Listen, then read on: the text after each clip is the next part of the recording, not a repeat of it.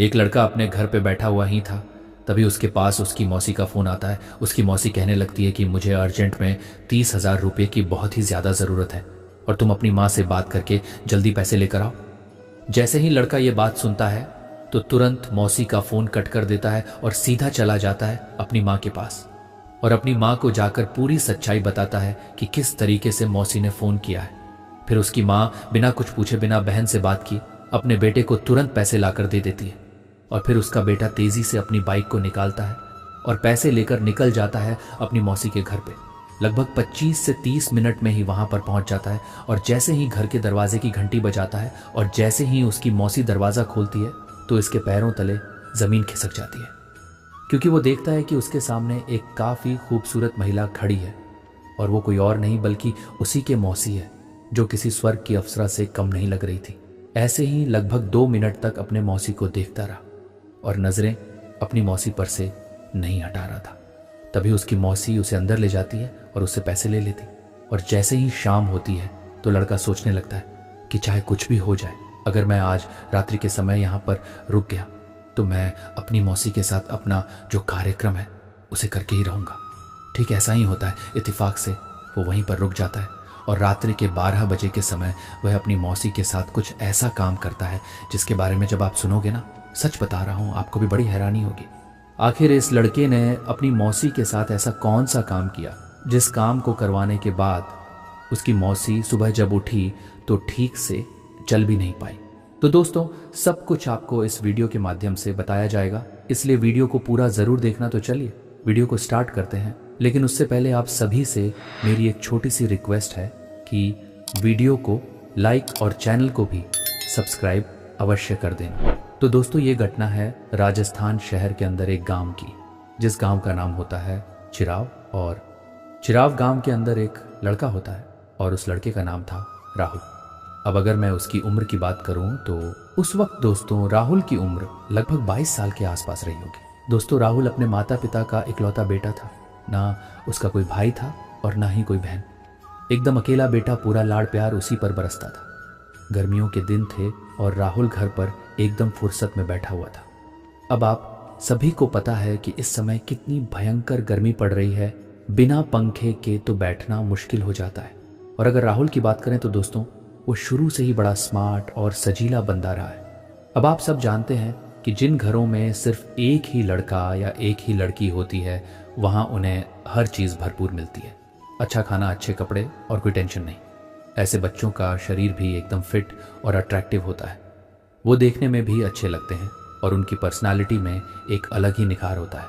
तो राहुल भी कुछ वैसा ही था, बचपन से ही देखने में अट्रैक्टिव, अपने माँ बाप का इकलौता लाडला था, इसलिए राहुल को किसी भी चीज़ की कोई भी कमी नहीं थी। ऐसे ही समय बीतता है। एक दिन राहुल अपने घर पर फ्री बैठा हुआ था तो उसी वक्त उसकी जो मौसी है, जो उसके पड़ोस में रहती थी, जो लगभग 15 किलोमीटर दूर थी, वह राहुल के पास फ़ोन कर देती है। राहुल अपनी मौसी के फ़ोन को उठाता है तो उसकी मौसी उससे कहने लगती है कि राहुल, इस वक्त मुझे लगभग 30,000 की बहुत ही ज़्यादा ज़रूरत है, इसलिए तुम जल्दी से अपनी माँ से बात करो और मेरे लिए पैसे लेकर आओ। अब राहुल अपनी मौसी से यह भी नहीं पूछता कि आखिर मौसी तुम्हें 30,000 की क्या ज़रूरत पड़ गई। वह सीधा अपनी मौसी का फ़ोन को कट कर देता है और कट करने के बाद अपनी माँ के पास तुरंत जाता है और अपनी मौसी की कही हुई सारी बात अपने माँ को बताता है कि इस तरीके से मौसी का फ़ोन आया है और 30,000 की बोल रही है और ये भी कहा है कि अर्जेंट ज़रूरत है, अभी लेकर आओ। जब वो उसकी माँ ये बात सुनती है तो पैसे देने के लिए राज़ी हो जाती है और वह भी ये नहीं पूछती कि आखिर उसे अर्जेंट कैसा कौन सा काम पड़ गया, क्योंकि राहुल के मौसा जी काफ़ी अच्छे पैसे कमाते थे और विदेश में रहते थे। तो जो राहुल की माँ है वह तुरंत कुछ पैसे निकाल कर राहुल के हाथों में दे देती है और फिर राहुल अपनी बाइक को निकालता है और पैसे देने के लिए अपनी मौसी के घर पर निकल जाता है। राहुल के घर से उसकी मौसी का घर करीब 15 किलोमीटर दूर था, लेकिन राहुल के लिए ये दूरी कोई बड़ी बात नहीं थी। वो बाइक उठाता और आराम से 25 मिनट में अपनी मौसी के घर पहुंच जाता। उस दिन भी कुछ ऐसा ही हुआ। राहुल मौसी के घर पहुंचा और दरवाजे की घंटी बजाई, लेकिन घंटी बजाने के बाद भी करीब 2-3 मिनट तक कोई जवाब नहीं आया। फिर थोड़ी देर बाद दरवाज़ा खुला और सामने उसकी मौसी खड़ी थी। जैसे ही राहुल की नज़र अपनी मौसी पर पड़ी वो कुछ पल के लिए एकदम स्तब्ध रह गया, क्योंकि उसकी मौसी वाकई देखने में बेहद सुंदर थी। उम्र रही होगी करीब 27 साल की, और अब तक उनके कोई बच्चे भी नहीं थे। राहुल की आंखें एकटक अपनी मौसी को देखती रहीं। 2-3 मिनट तक वो बस देखता ही रहा, कुछ बोल भी नहीं पाया। तब उसकी मौसी ने मुस्कुराते हुए पूछा, क्या हुआ राहुल, ऐसे क्या देख रहे हो? क्या तुमने कभी किसी औरत को देखा नहीं? राहुल थोड़ी झिझकते हुए बोला, मौसी औरतें तो बहुत देखी हैं जिंदगी में, लेकिन आप जैसी सच कहूं तो कभी नहीं देखी। ये सुनकर मौसी हंस पड़ी। उसकी मुस्कान में थोड़ी शरारत भी थी और थोड़ा अपनापन भी। उसने इस बात को बस हल्के में लिया और हंसकर टाल दिया। मौसी मुस्कुराकर कहने लगी, अरे तुम भी बड़े मजाक की है, चलो अब अंदर आ जाओ। अब दोस्तों, अगर मैं मौसी के घर की बात करूं तो वो घर वाकई बहुत बड़ा था, एकदम खुला खुला आलीशान सा मकान। और सबसे दिलचस्प बात यह थी कि उस पूरे बड़े घर में मौसी अकेली रहती थी। राहुल को ये बात थोड़ी हैरान कर गई। वो मौसी से पूछने लगा, मौसी आप इस पूरे घर में अकेली रहती हो? तो मौसी ने हल्की मुस्कान के साथ जवाब दिया, हाँ बेटा राहुल, मैं अकेली ही रहती हूँ। तुम्हारे मौसा जी तो विदेश में हैं, साल में 1 या 2 बार ही आ पाते हैं और ज़्यादातर समय तो बाहर ही रहते हैं, इसीलिए सारा घर सारा समय बस मेरा ही होता है। अब राहुल के मन में तो एक अलग ही बात चल रही थी। उसने सोच लिया था कि अगर आज मौसी के यहाँ रुकने का मौका मिल गया तो भाई कुछ ना कुछ तो खास करना ही है, किसी भी हाल में। उसके दिमाग में एक पूरा प्लान घूम रहा था। इसी बीच मौसी उठती है और कहती है, मैं चाय बना कर लाती हूँ, और वो अंदर चली जाती है। करीब 5 मिनट बाद मौसी चाय लेकर लौटती है। दोनों बैठते हैं और चाय की चुस्कियों के साथ बातचीत का सिलसिला चलने लगता है। राहुल के मन में अब तक सवाल चल रहा था कि आखिर मौसी ने जो ये 30,000 रुपये मंगवाए हैं वो किस लिए। लेकिन उससे पहले ही मौसी खुद बोल उठती है, तो पैसे ले आए हो, दिखाओ मुझे दे। राहुल जेब से पैसे निकालता है और मौसी को दे देता है। लेकिन जैसे ही पैसे देता है थोड़ी झिझक के साथ एक सवाल भी पूछ बैठता है, मौसा अगर बुरा ना मानो तो क्या मैं एक बात पूछ सकता हूँ? मौसी थोड़ा मुस्कुरा कर कहती हैं, बिल्कुल बेटा, क्या बात है, पूछो ना। राहुल थोड़ा गंभीर होकर कहता है कि दरअसल बात यह थी कि मैंने उस वक्त पैसे लेते हुए माँ से एक बार भी नहीं पूछा कि आखिर मौसी को क्या ज़रूरत है, और ना मैंने तुमसे पूछा। अब मैं पैसे लेकर यहाँ पर आ ही गया हूँ, तो अब तो मुझे बता दो कि आखिर इतनी अर्जेंट क्या है, और आखिर इतने पैसों की ज़रूरत क्यों पड़ी, क्योंकि हमारे तो मौसा जी बहुत कमाते हैं। अब इस बात को सुनकर जो राहुल की मौसी है वह राहुल से कहने लगते हैं कि बात दरअसल यह नहीं है, मैं तुम्हें बताना चाहती हूँ लेकिन मुझे थोड़ी दिक्कत हो रही है। फिर जो राहुल है वो अपनी मौसी से कहता है कि कोई दिक्कत नहीं है मौसी, जो भी बात हो तुम मुझे आसानी से बता सकती हो, मैं किसी के भी साथ ये बात शेयर नहीं करूँगा। कुछ देर तक तो राहुल की मौसी बिल्कुल चुपचाप बैठी रहती है, जैसे मन में कोई भारी बात हो, लेकिन फिर अचानक बोल पड़ती है, कोई बात नहीं राहुल, अब तुझसे छुपाने का क्या फ़ायदा, मैं तुझे सब सच बता ही देती हूँ। फिर मौसी धीरे धीरे अपनी बात खोलने लगती है। कहती है, देख राहुल, कुछ समय पहले मेरी एक लड़के से बात होती थी। वो बात बात में मुझे खुश रखने के लिए कुछ भी कर देता था। एक बार तो उसने अर्जेंट में मेरे लिए 30,000 की शॉपिंग भी करवाई थी। लेकिन अब हालात बदल गए हैं। अब हमारे बीच बहुत बड़ा झगड़ा हो चुका है और अब वो लड़का मुझसे अपने पैसे वापस मांग रहा है। मौसी की आंखों में डर साफ झलक रहा था।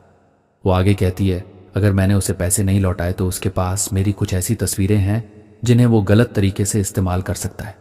राहुल अब सारी बात समझ जाता है। वो एक गहरी सांस लेकर मौसी से कहता है, कोई बात नहीं मौसी, तुम इन पैसों को लेकर जाओ और उस लड़के को उसके मुंह पर दे आओ ताकि उसका चैप्टर हमेशा के लिए खत्म हो जाए। मौसी को अब कुछ सुकून मिलता है। वो मुस्कुरा कर कहती है, ठीक है राहुल, मैं पैसे देकर आती हूँ, फिर आकर तुझसे चैन से बात करूंगी। राहुल मौसी की बात सुनकर वहीं बैठा रह जाता है और मौसी पैसों का लिफाफा लेकर उस लड़के के पास चली जाती है। अब घर में लगभग 25 से 30 मिनट बीत जाते हैं, लेकिन मौसी वापस नहीं आती। राहुल बेचैन हो जाता है। सोचने लगता है, आखिर मौसी को इतनी देर क्यों लग रही है, कहीं कुछ गड़बड़ तो नहीं हो गई। पर उसके मन में एक और ख्याल आता है, अगर आज गलती से मौसी ने मुझे यहाँ रुकने को कह दिया तो समझो किस्मत खुल जाएगी। फिर तो जो सोचा था वही कर दिखाऊंगा। तकरीबन आधे घंटे के बाद मौसी वापस लौटती है। जैसे ही वो अंदर आती है, राहुल तुरंत पूछ बैठता है, अरे मौसी, इतनी देर कहाँ लगा दी, पैसे ही तो देने थे, दे आती और फटाफट लौट आती। लेकिन दोस्तों, इस बात पर जो राहुल की मौसी है वह कुछ भी नहीं कहती और बहाने लगा देती कि ट्रैफिक होने के कारण मुझे आने में देरी हो गई। लेकिन दोस्तों, राहुल भी इतना ध्यान नहीं देता और उसके बाद लगभग शाम के 5 बज जाते हैं। तो राहुल ने सोचा कि अब जाने का समय भी आ गया है, तो एक बार मौसी से बात ही कर ले। अगर इसने मुझे रोक लिया तो शायद अच्छा होगा। राहुल अपनी मौसी के पास जाता है और अपनी मौसी से पूछने लगता है कि मौसी, अब मैं जा रहा हूँ, तुम्हारा काम हो गया है। इस बात को जब उसकी मौसी सुनती है तो कहने लगती है कि कहाँ जा रहे हो, मैं तुम्हें रात में अब कहीं पर भी जाने नहीं दूंगी, और देखो अब शाम भी हो चुकी है, और रही बात तुम्हारी माँ की, मैं तुम्हारी माँ से बात कर लूँगी, इसलिए कोई भी दिक्कत नहीं होगी। जैसे ही मौसी के मुंह से वो बातें राहुल ने सुनी, उसकी खुशी का तो ठिकाना ही नहीं रहा। असल में राहुल यही तो चाहता था कि किसी भी तरह से वो यहीं पर रुक जाए, और अब जब उसकी मौसी ने खुद कह दिया कि यहीं रुक जाओ तो उसके दिल को बड़ी राहत मिली। शाम का वक्त हो गया था। घर के आंगन में हल्की सी ठंडी हवा चल रही थी। राहुल और उसकी मौसी दोनों वहीं बैठकर बातों में लगे हुए थे। माहौल बड़ा ही शांत था। राहुल को वहां किसी का कोई डर नहीं था, क्योंकि उसके मौसा जी वहीं रहते थे और घर के बाहर का कोई भी इंसान अंदर यूं ही नहीं घुस सकता था। एक बार अगर गेट बंद हो गया तो समझो पूरा घर किले की तरह बंद हो जाता था। उधर राहुल की मौसी रसोई में लग गई, क्योंकि आज राहुल आया था, और भला ऐसा कैसे हो सकता है कि उसके लिए अच्छा खाना ना बने। वो पूरी मेहनत और प्यार से राहुल के लिए खास खाना बनाने लगती है। करीब 1 से 1.5 घंटे की मेहनत के बाद जब खाना तैयार होता है तो मौसी खुद टेबल पर सजा देती है। फिर राहुल और उसकी मौसी साथ बैठकर खाना खाते हैं। खाना इतना स्वादिष्ट था कि दोनों ने 15 से 20 मिनट में ही सब खत्म कर दिया। अब बारी थी सोने की, लेकिन यहीं आकर बात थोड़ी अटक जाती है। राहुल के मन में एक सवाल चल रहा था, क्या मौसी मुझे किसी अलग कमरे में सुलाएंगी? अगर मैं अलग कमरे में सो गया और गलती से गहरी नींद आ गई तो कहीं कुछ गड़बड़ ना हो जाए। राहुल चुप था, लेकिन उसके दिल दिमाग में सोच चल रही थी कि क्यों ना मौसी के साथ ही, यानी उसी कमरे में सोया जाए। फिर वह दिमाग लगाने लग जाते हैं कि यार कैसे होगा और मैं उसके साथ कैसे सोऊंगा।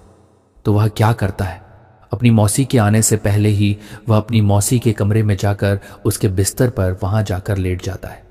लगभग दोस्तों, उसकी मौसी जो सारा काम खत्म करने में उसे लगभग 1 से 2 घंटे का समय लग जाता है, और टाइम हो जाता है 10 बजे का। और फिर जब उसकी मौसी वहां आती है और वहीं पर आकर लेट जाती है, तो दोस्तों अब मौसी धीरे धीरे थोड़ा आराम करने लगती है। लेकिन राहुल वो अब तक भी साफ साफ कुछ कह नहीं पा रहा था। दिल में बहुत कुछ था पर जुबान साथ नहीं दे रही थी। उसे समझ नहीं आ रहा था कि मौसी से आखिर बात शुरू कैसे करे, कहना क्या चाहता है और कैसे कहे। राहुल थोड़ा हिम्मत जुटाता है और बातों बातों में मौसी से पूछने लगता है, आखिर तुमने उस लड़के से दोस्ती क्यों की थी? ऐसा लड़का क्यों चुना जो तुम्हारे लिए कुछ कर भी ना सका? अब मौसी थोड़ा दुखी होकर जवाब देती है, राहुल, मुझे क्या पता था कि वो ऐसा निकलेगा। मैंने तो कभी सोचा भी नहीं था कि वो लड़का मेरे साथ ऐसा करेगा। मैंने उस पर भरोसा किया, लेकिन उसने मेरे साथ बहुत बुरा किया। ये सुनकर राहुल थोड़ा भावुक हो जाता है और कहता है, मौसी, आजकल के लड़के ऐसे ही होते हैं, और जो अच्छे होते हैं उनसे तो आप दोस्ती करती ही नहीं। मौसी पलटकर जवाब देती हैं, अच्छे कौन हैं, आज के दौर में अब कोई अच्छा नहीं बचा है। राहुल मुस्कुराते हुए कहता है, क्यों नहीं मौसी, एक बार आपने मुझे फ़ोन किया था और मैं पैसे लेकर सीधा आपके घर तक पहुंच गया था, तो क्या मैं अच्छा नहीं हूं? मौसी इस बात पर हंस पड़ती हैं और कहती हैं, राहुल, तुम्हारी बात अलग है। राहुल फिर कहता है, अलग कैसे मौसी, मैं भी तो एक लड़का ही हूं ना। इस बार मौसी चुप हो जाती है, कोई जवाब नहीं देती। माहौल एकदम शांत हो जाता है और उस खामोशी में राहुल के दिल में हलचल चलने लगती है। वो सोचने लगता है, अगर आज की रात ऐसे ही निकल गई और मैंने कुछ भी नहीं कहा तो शायद मौका हमेशा के लिए निकल जाएगा। नींद आई तो दिल की बात अधूरी रह जाएगी। इसलिए राहुल धीरे धीरे मौसी से खुलकर बातें करने लगता है। थोड़ा थोड़ा करके वो अपने दिल की सारी बातें उनके सामने रखता है। अब जो मौसी थीं वो भी उसकी बातों को महसूस कर रही थी, सुन रही थी, समझ रही थी। और तभी उन्होंने मुस्कुराकर कहा, राहुल, मुझे तो उसी दिन समझ आ गया था जब तुम पहली बार मेरे दरवाजे पर आए थे और खड़े होकर मुझे देख रहे थे। उसी वक्त मुझे लग गया था कि तुम्हारे मन में कुछ तो है। राहुल थोड़ी हैरानी से पूछता है, अगर तुम्हें उसी दिन समझ आ गया था तो फिर इतना टाइम क्यों लग गया? मौसी, मैं तब से तुम्हारा इंतजार कर रहा हूं। दोस्तों, इसके बाद राहुल ये सारी बातें सुनकर अपनी मौसी से कहने लगता है कि मौसी, अब इंतजार खत्म हुआ, क्योंकि सुबह होने में ज्यादा समय नहीं है। दोस्तों, उसके बाद जो राहुल है वह अपना कार्यक्रम शुरू कर देता है और लगातार अपनी मौसी के साथ 3 से 4 घंटे तक अपना जो कार्यक्रम है उसे स्टार्ट रखता है। तो इस तरीके से दोस्तों उन दोनों के बीच में यह सब हुआ। उम्मीद है कि आपको सब कुछ समझ में आ गया होगा। दोस्तों इस कहानी को सुनाने का मेरा मकसद किसी की भावनाओं को ठेस पहुंचाना बिल्कुल नहीं है। मेरा उद्देश्य लोगों को शिक्षित करना है ताकि ऐसी घटना दोबारा ना हो और लोग सतर्क रहें। अगर हमारा वीडियो पसंद आया हो तो वीडियो को लाइक कर देना और चैनल को भी सब्सक्राइब अवश्य कर देना। मिलते हैं दोस्तों नेक्स्ट वीडियो में, तब तक के लिए जय हिंद जय भारत।